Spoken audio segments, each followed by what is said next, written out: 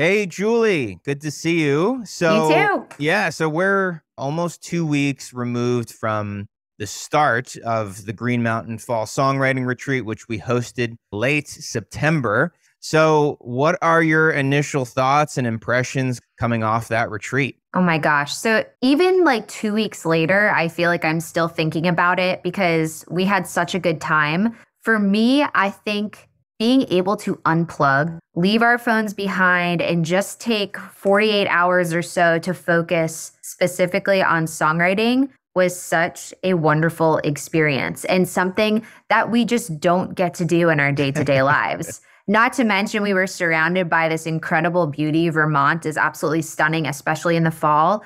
And it sort of gives you this inspiration, whether you're looking for it or not. You just feel more at peace. I live in a city, so I feel like the air was so clear and I could just think better. But I really think it was one of the best experiences of my life this far. And I know that's a big statement, but I truly mean that. I just had the best time. How about you? I mean, That was beautifully said, first and foremost, to the point where I'm like, maybe we don't even need to do this. I think what I wasn't really prepared for, or honestly, what I didn't think about that much, was just how powerful an experience it was going to be for students and staff alike. I think when I initially had this idea, I was just kind of like, oh yeah, this will be fun. Just hang out in Vermont, write some songs. People are going to leave with a new song. It'll be cool. I just didn't really, you can't prepare for what an experience like that could do for someone, how it can transform someone. And we're going to get into the transformations. But yeah, I think 2 weeks removed from this, I find myself still thinking about it. I'm excited about the possibility of doing it again,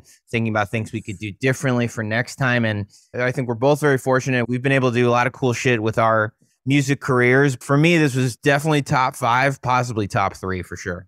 yeah, 100%. I could just keep gushing about this. So yeah. Totally. We'll break it down a little bit here. First question I kind of want to pose to both of us is, what were some notable transformations that you saw in our students over the however long it was, 72 hours over that weekend stretch? What were some notable transformations? I think the biggest one was confidence and believing in themselves. We had a couple students perform for the very first time ever, which it can be such a stressful situation. But I think because our community is so open and loving and caring, that it made performing for the first time a great experience. And I think that's so important because it makes you want to do it again. Whereas if it had been a terrible experience, you might be like, it's not for me. But I think they realized that they could do this, that they can write a song in 24 hours. It's possible. Like if you set the time aside and you let yourself just dig into that creativity and not put up walls and not think, oh, I can't do this because I have to be somewhere in an hour from now and I just don't, I don't have time. I think it gave everyone that little extra confidence to be like, wow, look what I did in just a weekend. Yeah, confidence, momentum. I've spoken with a couple of our students afterwards and have some students who are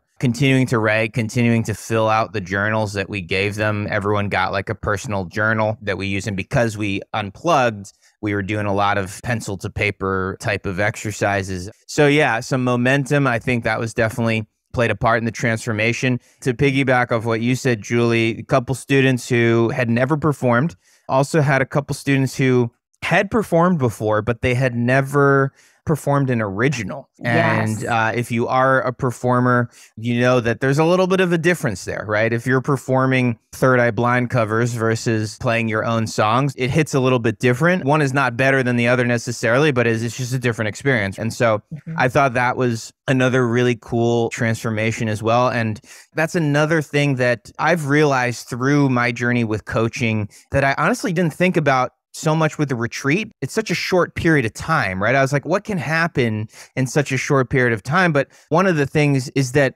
these transformations extend beyond songwriting, right? These newfound confidence, the new skill sets that people get inside of our online program as well now within our retreat, it really does extend beyond songwriting. And that was just something I didn't really think could be possible because it was such a short period of time. Yeah. But I was very wrong, and I'm happy that I was. Yeah, I think being vulnerable was something that everyone took away from this. And we sort of did icebreakers when we first got there to, as quickly as possible, because we only had the short weekend, get comfortable with each other. And I think that I was amazed at how quickly people opened up and were like, yeah, here's a little bit about me, maybe something I don't talk about so often. But as soon as you're able to kind of let your guard down, it makes everything else so much easier. And I think that vulnerability, it helped everyone the entire weekend to not only write from the heart, but to perform in front of their peers and to feel good about it. So it was really wonderful. Yeah. And I just want to credit you because, I remember that was a conversation we had. We were like, this is such a short period of time. Like, we don't have time to warm up. We don't have time to warm up to each other. We need to get people in it quickly. And, people arrived anywhere between 4 and 8:30 p.m. Eastern. Mm-hmm. And our first exercise was tell us about your childhood in 5 sentences. So we wasted no time to get people to dig in. And I think that's a credit to you and your curriculum. Oh, thanks. That was a good one. You can't hide from that one. Absolutely. Cool. So let's get into the 5 reasons that you should attend a songwriting retreat. And I'll be honest, there's no way we could have done this episode had we not done this songwriting retreat. So I had no intentions on doing an episode like this, but after the experience we had, I was like, no, we need to talk about this. So the number one reason to attend, to focus only on songwriting. You spoke to that a little bit more, but let's unpack that a little bit more. The rare opportunity to focus only on songwriting. Yeah, absolutely. I mean, when is the last time you had a day that was actually just a free day to be creative? I can't even think of one aside from the retreat. And not only that, I think the fact that we did this, like you were saying, pen to paper, instead of on my phone. I type in the notes, but there was something old school about putting it on paper, and it felt good to write again. I don't write very often anymore, but there was something so personal and old school about it, and I just don't get to do it anymore. No one gets to do it anymore. So I feel like there was something so magical about being able to just focus on being creative. The physical setting is everything too, because, you could argue, okay, maybe we could find a day in our homes where we say, okay, I'm going to close the office door, close the bedroom door, and I'm just going to do songwriting today. But it just seems like distractions, remembering that you should have taken out the garbage the night before, things just get in the way that you don't expect to. And there's something about the intention behind, okay, I've invested in this weekend to focus just on songwriting. And we had one attendee who shared that he got more done in probably less than hours than he has in the last 3 months. Absolutely, yeah. It's amazing what focus can get you. 100%. Okay, so that was number 1. Number 2 reason you should attend a songwriting retreat is for a community of like-minded people. If you could speak to that, Julie. I think that this is pretty much what keeps everyone going all weekend. I know some of the students had said, when I would hit a roadblock and I wasn't sure where to go, I would hear someone playing the piano in the other room and I would think to myself, oh, if they're doing it, I can do it. I can keep going. This is such a strange comparison, but it's like being at Hogwarts for the weekend, except instead of magic, it's music. And everyone's learning and writing and practicing all of their magical music stuff. But it really does, when you hear someone in the other room working on their stuff, it just inspires you. It's contagious. When I was maybe a rising 8th grader or a rising freshman in high school, I went to band camp at Colgate University, and I was terrible about practicing trumpet. I always hated practicing. My parents were always just pulling teeth trying to get me to practice. But spending a week at that camp, being surrounded by other people who were also playing music, who were actually practicing, I had never been more inspired to practice in my life. It was the same thing my senior year of college, preparing for my senior recital, being surrounded by other people who were doing the same thing. I think I just automatically, without even thinking about it, leveled up. I saw that a lot this weekend. People just being like, oh, well, this is why we're here. We're doing this together. People are equally motivated. People have the same passion that I do for this art form. And I think without even thinking about it, you just rise to the occasion. So that was very cool to see. I agree with that. Awesome. 100%. Cool. So number 3, Number 3 reason to attend a songwriting retreat is a little bit piggybacking off of number 2, but for the collaboration and peer feedback. Let's talk about how we were able to kind of facilitate those two things over the course of the weekend. Yeah. So aside from the main goal, which was to write one full song, that was our goal for the weekend. We also did an off-campus day where we got to explore Vermont a little bit. And within those days, we had co-writing activities. Everyone would kind of split off, go find a place to write that was sort of inspiring, and work together to come up with a verse and a chorus. Co-writing in general, which was something I didn't do very much of until I actually got to Nashville, it can be eye-opening, and the creativity, it doubles because you've got two people. I love co-writing because you always end up with something that you never could have come to on your own, because you've got two different people, two different brains thinking, oh, well, what if we took it this way? And you're like, oh my gosh, I never would have even thought about that. So it expands your way of thinking about writing because you're seeing how someone else does it and vice versa. And being able to receive feedback from your peers. We had a day where with the personal songs, people got together and shared with their peers what they were working on, and they received a little bit of feedback. So you're not just receiving feedback from us, but from your peers as well, which I think is so important. It makes you feel like more of a community sense as well, which I really love. And the whole weekend was built around community, which is so important. The music community, it's my favorite community of people. Like I think we're the best people around. So it was really nice to see the students working together to help each other out with the songs. Yeah, I just want to give a shout out to a couple of our students. So Rose and Parker, who were in a group together on that co-writing day. Because our time was a little bit limited, we didn't necessarily have the goal in mind to have to like finish writing a song, but they did. And they wrote it right on Lake Champlain in Vermont, sitting on a picnic blanket. They wrote this song in probably like 2 hours. They added harmonies and they performed it that evening. That just like speaks to two like-minded people coming together, having that focus and having the goal to complete something. And that was really cool. And then on the peer feedback side of things, we'll be honest, we kind of decided to do that while we were on site. It was just kind of this idea that I had. I was like, oh, maybe we should have a peer check-in. And I think my personal motivation for that was I just feel like I've personally learned the most about anything through teaching something, right? And I think if you give students the opportunity to play the role of teacher or to give that feedback, I think it forces you to think about things in a more academic and a more strategic way. And I think that's just such a great way to internalize learning, is through giving feedback and through teaching. And so that was definitely really cool to see, and we'll definitely do it again in the future.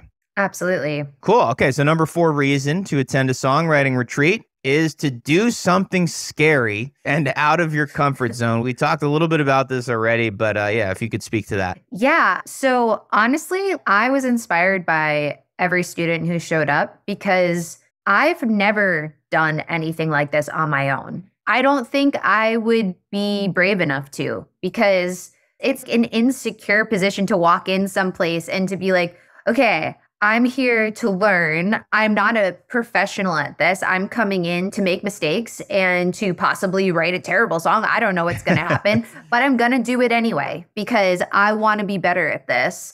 And I've invested in this opportunity for myself so that I can be better. That's amazing. And it's something that I'm inspired to do with other creative outlets.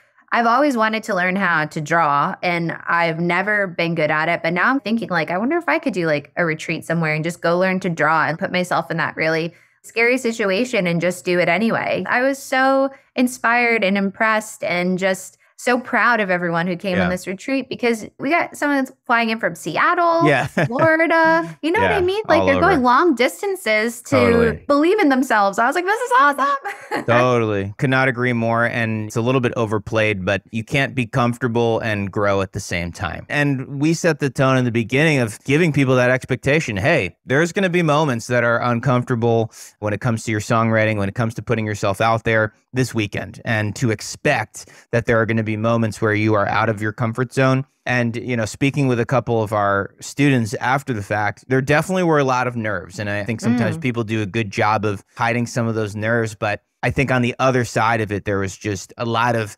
excitement and just being really stoked about the opportunities. And speaking to what you were saying before, I think having that space where it feels safe to make those mistakes. Everything is a work in progress. And I was talking with Sammy yesterday, who's one of our attendees, who's a very talented songwriter. And one of the questions I asked him was like, what would you say to someone who is thinking about doing something like this, thinking about investing in a retreat, but is feeling hesitant to do so? And I thought his answer was really good. He said, if you're feeling hesitant to do something like this, it probably means you should do it. And I thought that was really powerful and very true. And that was certainly a takeaway for me from the weekend. I love that. Yeah, that couldn't be a truer statement. Cool. And then number 5, I'll do a summary at the end because I love me a summary. Number 5, or number 1, if you're counting the other way, number 5 reason to attend a songwriting retreat is to leave with more than you came in with. Let's talk about that. I think everyone took away more than they came in with. This was Kendra's idea, your partner, Kendra. On our first night, we wrote on a piece of paper something that we'd like to leave behind, whether it be like insecurity or imposter syndrome. We wrote it on the piece of paper, we threw it into the fire, and we tried to get rid of those fears. And then on our last night, we went around and we said, what is something that we're taking away from this that we didn't come in with? Everyone's answers pretty much like moved us to tears because it was amazing to see how much people could come away with in just a short amount of time. I think that for most people, it was the fact that they didn't think that they could do something like this. And at the end of the weekend, they had a full song. They had made friendships for life. They had gotten out of their comfort zone. For me, it was seeing how brave I thought everyone was for taking a chance on themselves. And I was just so impressed with everyone. I think my own personal takeaway was the fact that you and I, we could do this. We weren't sure. It's the first retreat ever. And I was like, hey, we did this. We've made a difference in people's lives. And like that felt really, really good. It was such a great experience. I'm almost at a loss for words. It's hard to put into words what actually happened. No, it is. And that was actually one of the things we said to our students is like, don't feel like you need to get other people to understand this experience. And that's not a knock on other people, but I just think it was so unique to the situation, the people who were there, the transformations that happened. It is hard to express what it was like because it almost felt spiritual in a way. It was very wild and I feel like I'm still kind of processing it. But yeah, I think for me, the friendship thing is not something that we should overlook, right? To have an experience like this and to leave with new friends, especially for many of you who listen to this podcast, I'm guessing you feel very alone in your songwriting process. Maybe you don't know many other songwriters, or if you do, maybe it's through the internet. Maybe, you live in like a smaller town where there isn't much of a music scene. Maybe you're younger and you're just trying to get a feel for like what that even means to be a songwriter and to go on your artist journey. And I think for many of our students, that was the case as well. Songwriting is super lonely, and to have an experience where you can find people who are going through the same things that you're going through, whether it's these insecurities, right? Feelings of imposter syndrome, whatever it might be, but also are equally passionate and who understand why you're doing this. I would guess many of you who are listening to this, there are people in your lives who they don't approve of you pursuing your music, or they think it's kind of like a joke or whatever it might be, right? Because I have definitely been there. And so to find a group of people where you don't have to like explain that, they can just understand it. That was really powerful. And leaving with new friends is definitely not something that should be overlooked. I guess first and foremost, I want to thank you, Julie. I want to thank my partner, Kendra, who helped me run this retreat. I don't think she listens to this podcast ever, but maybe she will now because we've mentioned her twice. I want to thank her. I want to thank everyone who is on staff. I want to thank the students. I was not shy about the fact that this was the first one that I was going to host. I led with that. I promoted it as the first ever Green Mountain Fall Songwriting Retreat. So the fact that 13 of you other people were just like, yeah, we'll do this with you, Connor. Like, you might be leading us into an iceberg, but we'll go on this ship with you. It really means a lot. And so I want to thank everyone for that. And I think in terms of what I personally left with, I've been doing this basically 4 years now. I definitely shifted my focus in recent years to doing this, to helping other people write songs.